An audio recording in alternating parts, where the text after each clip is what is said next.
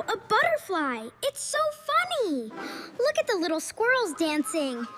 I love Lucky Mama Kids channel. Hello ఈరోజు మనందరికీ ఎంతో ఇష్టమైన చిన్నప్పట్నుంచి వింటున్న 7 చేపల కథ గురించి ఒక డీప్ డైవ్ చేయబోతున్నాం. పైకిది కేవలం ఒక చిన్నపిల్లల కథలానే అనిపిస్తుంది కదా, కానీ దీని వెనుకొన్న లాజిక్ చూస్తే మీరు ఖచ్చితంగా ఆశ్చర్యపోతారు. లేట్ చేయకుండా అసలు కథలోకి వెళ్ళిపోదాం. కథ చాలా సింపుల్గా మొదలవుతుంది.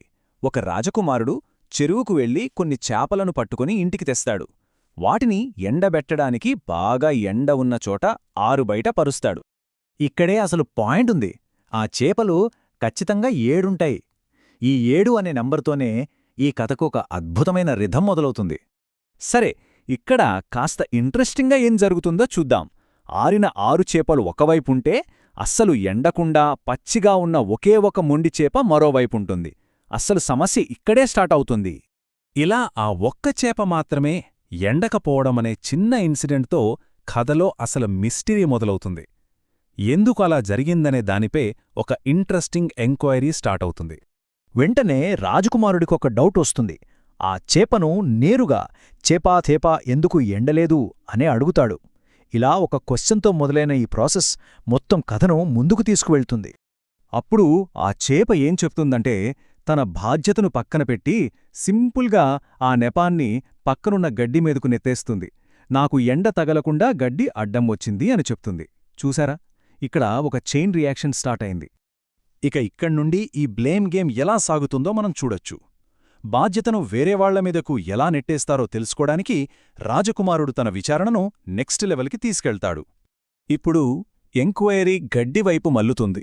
సూర్యరశ్మికి అడ్డుగా అంత ఎత్తు గడ్డి ఎందుకు పెరిగింది అని ఆ గడ్డిని ప్రశ్నిస్తాడు. ఒక మెకానిజంలాగా ఆయన ప్రశ్నలు అలా సాగుతూనే ఉంటాయి. ఈ ప్యాటర్న్ భలే ఉంటుంది కదూ. గడ్డి కూడా తన తప్పేమీ లేనట్టు వెంటనే తన నెపాన్ని ఒక ఆవు మీదకు నెట్టేస్తుంది. తాను పెరగడానికి కారణం తనను ఆవు మేయకపోవడమే అని చాలా స్పష్టంగా చెప్పేస్తుంది. అదే రిథంతో అదే పట్టుదలతో రాజకుమారుడు ఇప్పుడు ఆవును ప్రశ్నించటం స్టార్ట్ చేస్తాడు. ఇలా ఒకరి తర్వాత ఒకరిని అడిగే ఈ ప్రశ్నల ప్రవాహం ఎంతో ఫన్నీగా అనిపిస్తుంది. ఇక ఆవు ఊరుకుంటుందా? వెంటనే ఒక అవ్వ మీదకు నెపాని నెట్టేస్తోంది. అవ్వ నన్ను మేతకు విడిచిపెట్టలేదు అని అంటోంది. ఇప్పటివరకు ప్రకృతి, జంతువుల మధ్య నడిచిన ఈ కథలోకి మొదటిసారిగా ఒక మనిషి ఎంట్రీ ఇస్తోంది. అప్పుడు రాజకుమారుడు లాజికల్గా ఆలోచించి ఆ అవ్వ దగ్గరకు వెళ్తాడు. అసలు తన పనులను ఎందుకు కరెక్ట్గా చెయ్యలేదో తెలుసుకోవాలని ఆరా తీస్తాడు. ఆ అవ్వ కూడా తన డ్యూటీని పక్కన పెట్టి ఏడుస్తున్న ఒక చిన్న పిల్లాడి మీదకు ఆ కారణాన్ని డైవర్ట్ చేస్తుంది. పిల్లాడు ఏడుస్తుంటే వాణ్ణి సముదాయించాను కాని ఆవును చూసుకోలేకపోయాను అని చెప్తోంది. దీనితో ఈ మిస్టరీ కాస్త హ్యూమన్ ఎమోషన్స్ వైపు టర్న్ తీసుకుంటుంది. మరి అవ్వ పనులను డిస్టర్బ్ చేసేంతగా ఆ పిల్లాడు ఎందుకేడుస్తున్నాడు? దీనికసలు కారణం రాజకుమారుడు ఇప్పుడు తెలుసుకోవాలి. కాబట్టి ఆ పిల్లాడిని అడుగుతాడు. ఆ పిల్లాడు ఎందుకేడ్చాడో అసలు రీజన్ ఇక్కడ బయటపడుతుంది. ఒక చిన్న చీమ కుట్టడం వల్ల వచ్చిన నొప్పి వల్లే తాను ఏడ్చానని పిల్లాడు చెప్తాడు.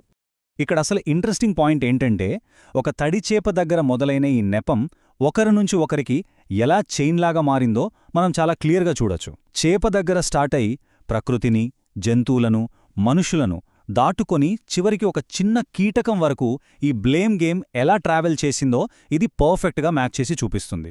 ఫైనల్గా విచారణ ఈ పెద్ద గొలుసులోని అట్టడుగు భాగానికి చేరుకుంటుంది. కథలోని అతి చిన్న ప్రాణి అయిన ఆ చీమపై ఇప్పుడు ఫోకస్ పడుతుంది. ఇంత పెద్ద చైన్ రియాక్షన్కి అల్టిమేట్ రూట్ కాజ్ ఏమిటో తెలుసుకోవడానికి ఆ లాస్ట్ క్వశ్చన్ని చిన్న చీమకు వేస్తాడు మన రాజకుమారుడు. అప్పుడు ఆ చీమ తాను అలా చేయడానికి గల కారణాన్ని చాలా చమత్కారంగా సమర్థించుకుంటుంది. నా బంగారు పుట్టలో వేలు పెడితే కుట్టనా అని భలే ధైర్యంగా ఎదురు ప్రశ్నిస్తుంది. తన నివాసానికి ముప్పు వచ్చినందుకే అలా చేయాల్సొచ్చిందని చెప్తుంది. దీంతో బాధ్యతను ఒకరి నుంచి మరొకరికి పాస్ చేసే ఈ లాంగ్ చైన్ చాలా ఫన్నీగా అండ్ లాజికల్గా ఎండ్ అవుతుంది. ఈ కథను మనం కేవలం ఒక ఎంటర్టైన్మెంట్ లాగా కాకుండా కొంచెం బ్రాడ్గా ఆలోచిస్తే ఇది ప్రాబ్లమ్ సాల్వింగ్కి సంబంధించిన ఒక బెస్ట్ బేసిక్ లెసన్ అని మనకు క్లియర్గా అర్థమవుతుంది. అసలు పాయింట్ ఏంటంటే, ఇన్ని జనరేషన్స్గా వస్తున్న ఈ చిన్నపిల్లల కథ యాక్చువల్గా కార్పొరేట్ మరియు మేనేజ్మెంట్ రంగాల్లో వాడే రూట్ కాజ్ అనాలిసిస్ను వివరించే ఒక అద్భుతమైన నమూనా. భలే ఆశ్చర్యంగా ఉంది కదూ. ఒక సమస్య ఎక్కడ మొదలైందో తెలుసుకోవడానికి స్టెప్ బై స్టెప్ ఎలా వెళ్లాలో ఇది మనకి నేర్పుతుంది. ఈ పాయింట్స్ అన్నీ మనకొక విషయాన్ని క్లియర్ చేస్తాయి. సంఘటనలు ఎలా ఒకదాంతో ఒకటి ముడిపడి ఉంటాయో, అలాగే తమ రెస్పాన్సిబిలిటీని ఎంత ఈజీగా వేరే వాళ్లపై నెట్టేస్తారో ఈ కథ మనకు చాలా బాగా వివరిస్తుంది. అంతేకాదు, ఒక చిన్న చీమ కుట్టడమనే యాక్షన్ చివరికి చేప ఎండకపోవడానికి ఎలా దారితీసిందో చూస్తే చిన్న చిన్న పనులు ఎంత పెద్ద ఇంపాక్ట్ చూపిస్తాయో అర్థం చేసుకోవచ్చు. ఈ ఎక్స్ప్లెయినర్ను ఎండ్ చేసే ముందు మనం మోడర్న్ సిచ్యువేషన్స్ని ఒక్కసారి ఊహించుకుందాం. మన నిజ జీవితంలో లేదా ఆఫీసుల్లో ఒక ప్రాబ్లం వచ్చినప్పుడు దానికి నిజమైన రూట్ కాజ్ని మనం ఫైండౌట్ చేయగలుగుతున్నామా? లేక ఈ కథలోలాగా నెపాన్ని ఒకరి నుండి మరొకరికి అలా పాస్ చేస్తూనే ఉన్నామా? ఇది ఖచ్చితంగా ఆలోచించాల్సిన విషయమే కదూ. Wow, a butterfly! It's so funny! Look at the little squirrels dancing.